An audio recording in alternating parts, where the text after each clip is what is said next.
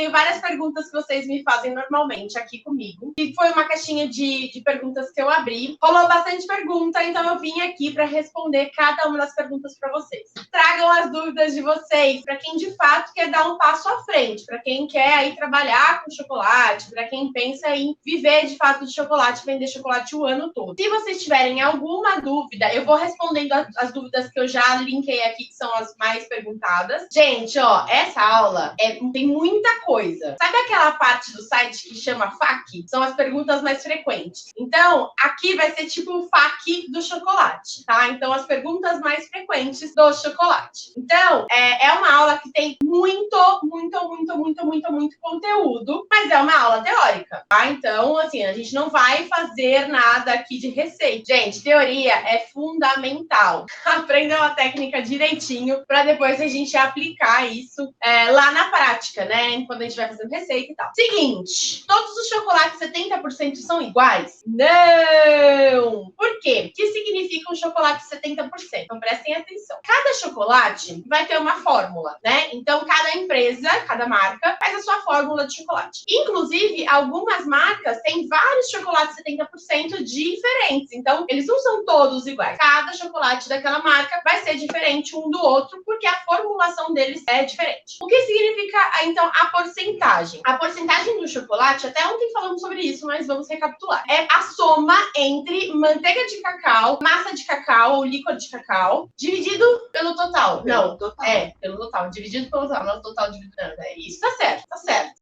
Seguinte, porcentagem de cacau é a quantidade de manteiga de cacau mais massa de cacau dividido pela quantidade da receita total. Isso significa que eu posso ter um chocolate 70%, prestem atenção, hein? Eu posso ter um chocolate 70% que ele tem, por exemplo, 40% de manteiga de cacau mais 30% massa de cacau. Esse daqui vai ser um chocolate muito mais doce e mais cremoso. Eu posso ter um chocolate que é, sei lá, 20% manteiga de cacau e 50% massa de cacau. Isso vai ser um chocolate mais crocante, mais firme, eu vou falar mais firme, mas é um chocolate mais durinho e mais amargo. Então, assim, eu posso ter vários tipos de chocolate 70%, tudo isso vai depender da marca do chocolate. Então, a fórmula do chocolate vai mudar de marca para marca. Então, nem todo chocolate 70% vai ser igual. A única coisa que a gente sabe é que no chocolate 70%, normalmente temos 30% de açúcar. Agora, essa característica aqui entre a proporção entre manteiga de cacau e massa de cacau é o que vai fazer o chocolate ter características X ou Y, tudo bem? Então, podem ter características diferentes. Então, nem todo chocolate 70%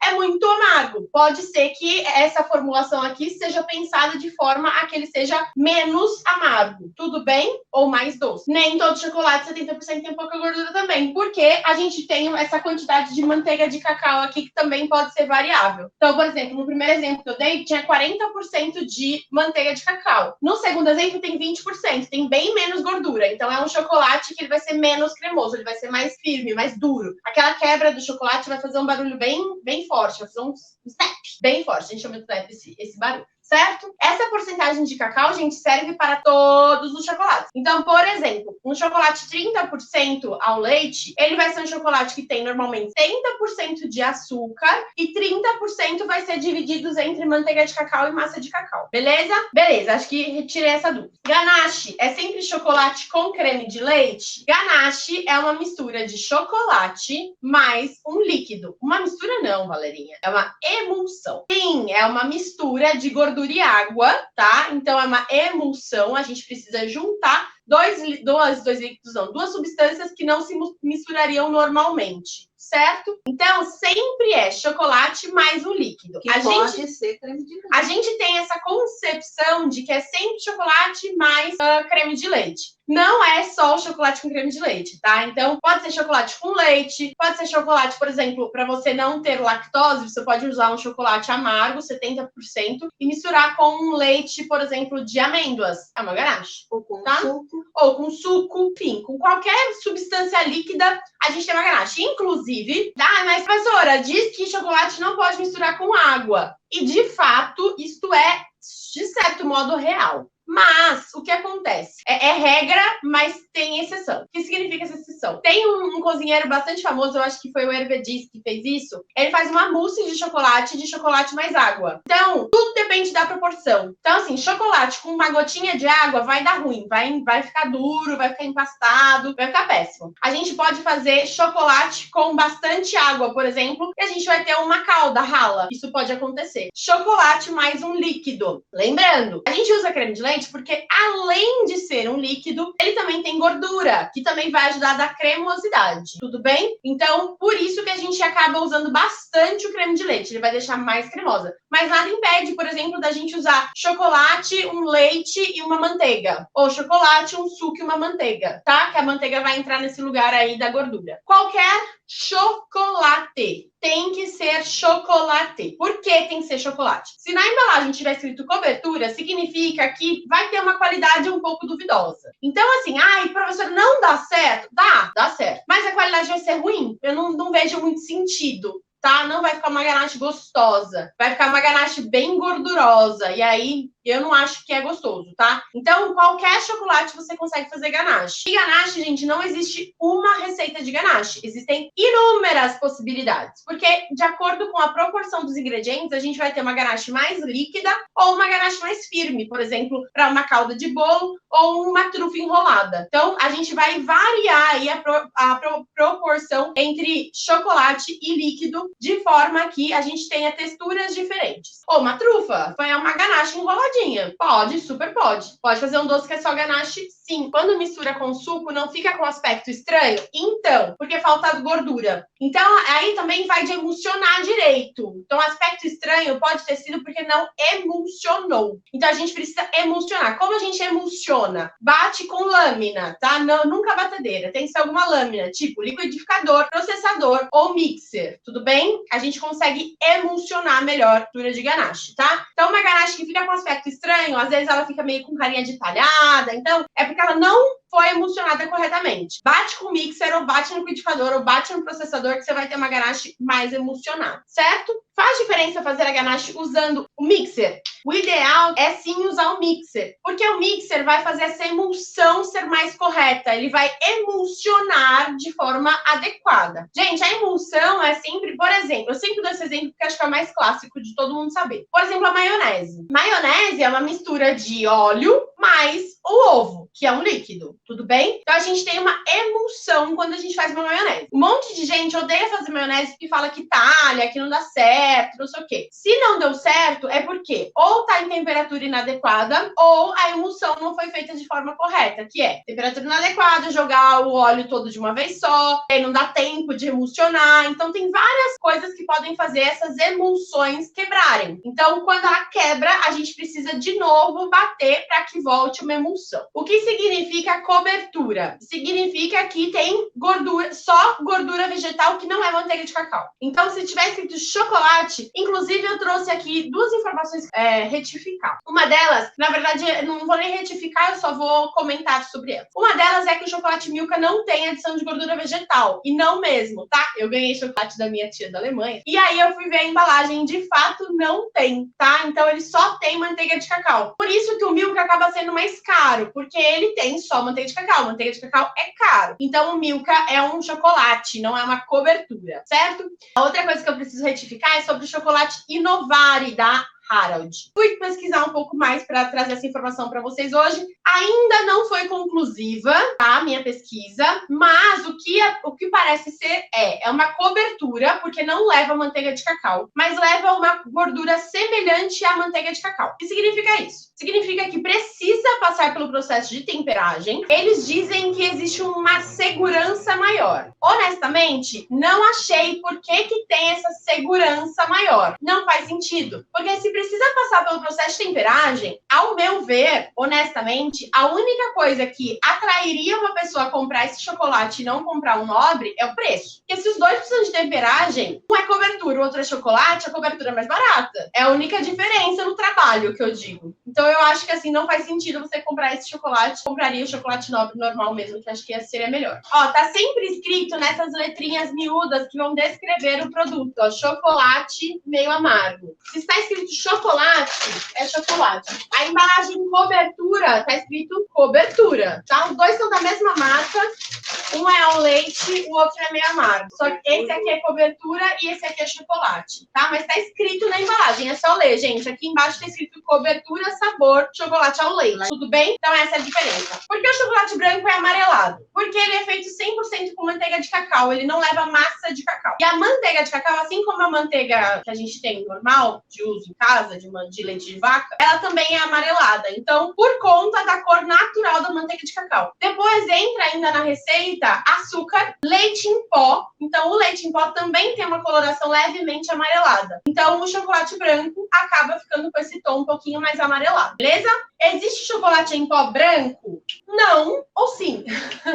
Não. Por quê? O que é o chocolate em pó? Vamos lá. O que é o chocolate em pó? Até acho que tem essa pergunta aqui. Qual a diferença entre chocolate em pó e cacau? Chocolate em pó, cacau em pó, açúcar e um solubilizante. Então, o ingrediente vai ajudar a dissolver. Sendo assim, o que seria o chocolate branco em pó? Seria manteiga de cacau, leite em pó e açúcar. Mas ele ia ficar tipo uma gordura mesmo. Então ia ficar um leite em pó bem gorduroso. Não ia ficar uma coisa interessante, eu acho, palatável. Então, acho que é por isso que o mercado não inventou isso ainda. Mas uma possibilidade um dia, quem sabe. O chocolate em pó, então, difere do cacau por causa disso. Inclusive, ontem me perguntaram, cacau, gente, toda vez que fala cacau, e se fala um cacau e é chocolate em pó, tá muito errado. Então, gente, usem a nomenclatura correta do que vocês precisam. Por quê? Se eu falo para vocês, coloca chocolate em pó e eu coloco cacau, tem diferença na receita. Por conta da quantidade de açúcar, o cacau vai secar mais. Então vai ter várias diferenças na receita. Toda vez que se fala cacau, é cacau 100%, tudo bem? E toda vez que fala chocolate em pó, normalmente vai vir logo em seguida a porcentagem, ou aqui no Brasil eu diria que a maior parte do nosso chocolate em pó vai ser sempre 50%, porque culturalmente a gente usa muito chocolate em pó 50%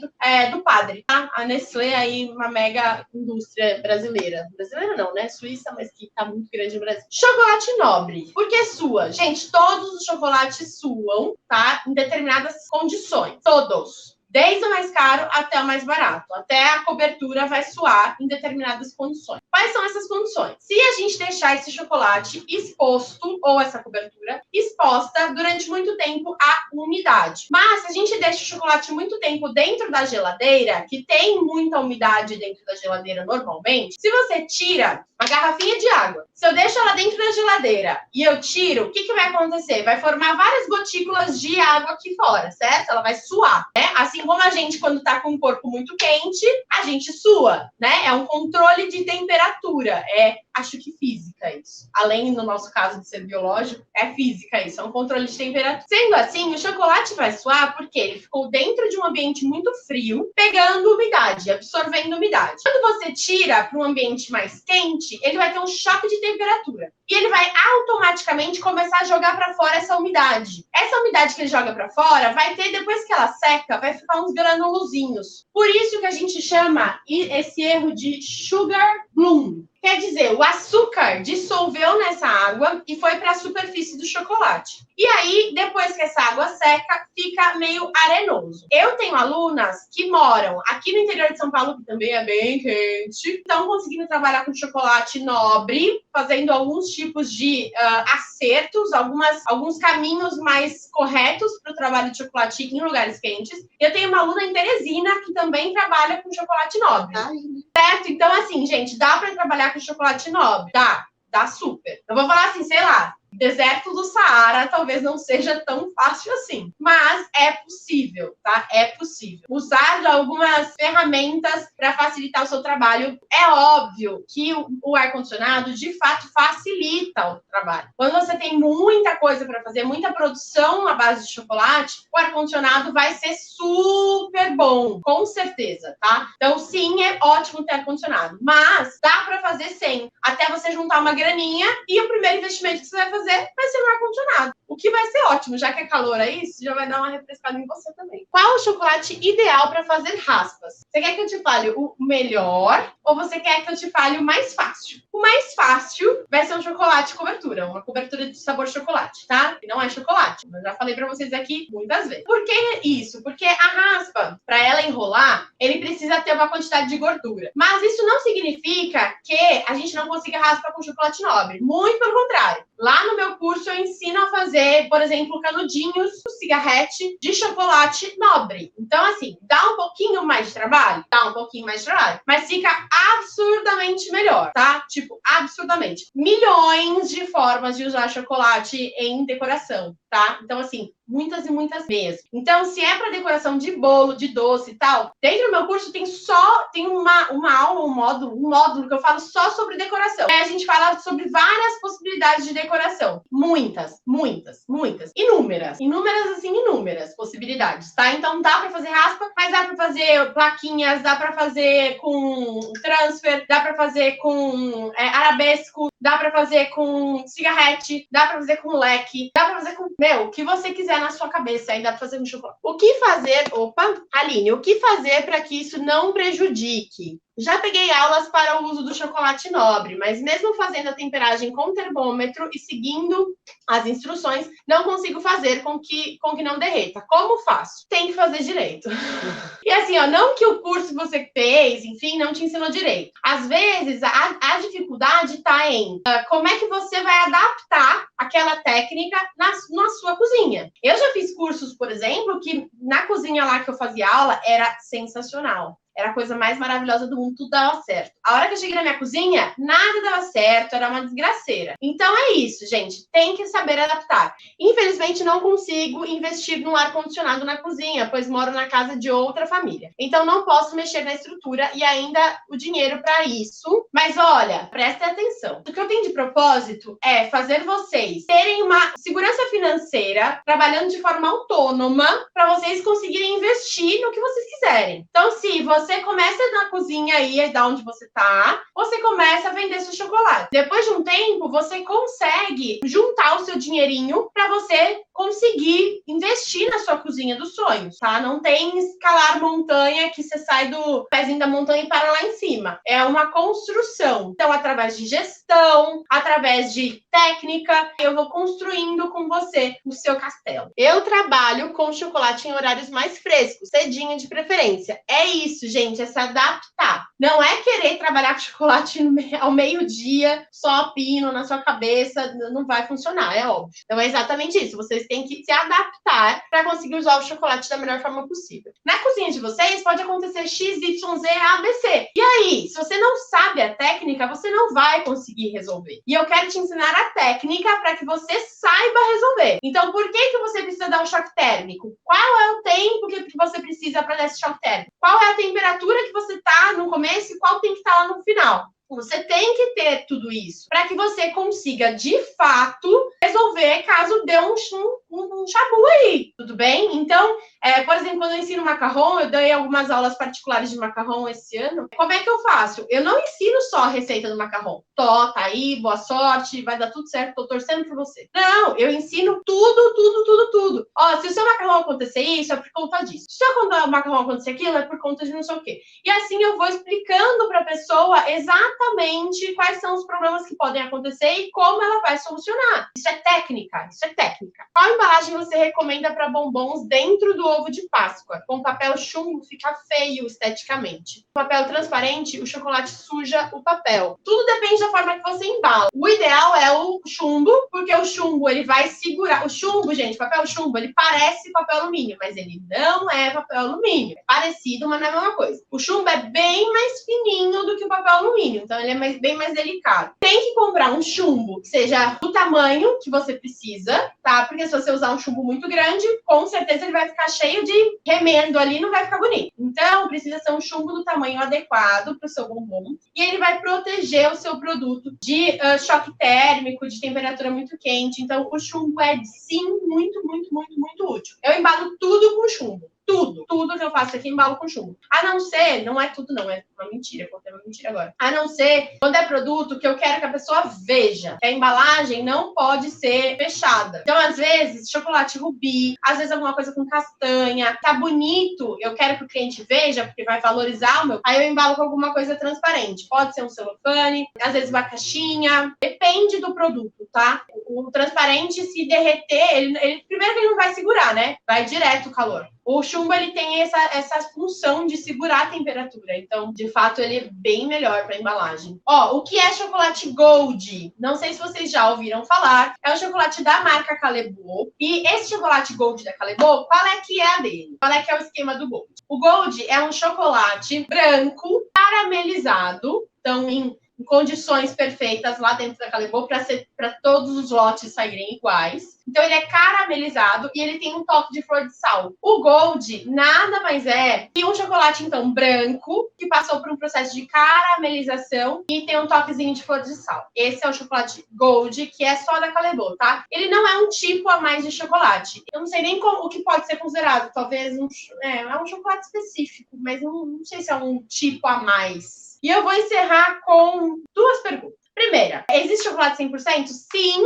existe chocolate 100%. O que é o chocolate 100%? Sabe o nibs de cacau? O nibs de cacau, ele tem manteiga de cacau e massa de cacau. É tipo um nibzão de cacau. É óbvio que pode ter diferença entre os ingredientes, a proporção dos ingredientes. Então, pode ter chocolate 100% muito amargo e chocolate 100% menos amargo, por conta da quantidade de manteiga de cacau e de chocolate de massa de cacau. Dica de como lavar os utensílios pós-trabalho com chocolate. Como é que a gente lava? Água quente. E não passe em buchinha abrasiva dentro das cavidades da forminha, porque isso dá ruim. Vai deixar o bombom completamente sem brilho e todo arranhado. Então, dentro das cavidades, só mesmo a mão com um pouquinho, se vocês quiserem, eu nem indico muito, mas um pouquinho de detergente para tirar o grosso da gordura, mas é bom que a nossa forminha fique levemente engorduradinha. Isso vai ajudar a desenformar os próximos bombons. Mas antes de começar o trabalho com chocolate, a gente sempre pega a forma limpinha, a gente dá uma polida com papel toalha,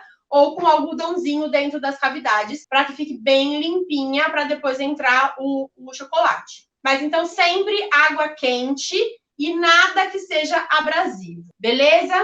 Espero que tenha conseguido responder as dúvidas de vocês.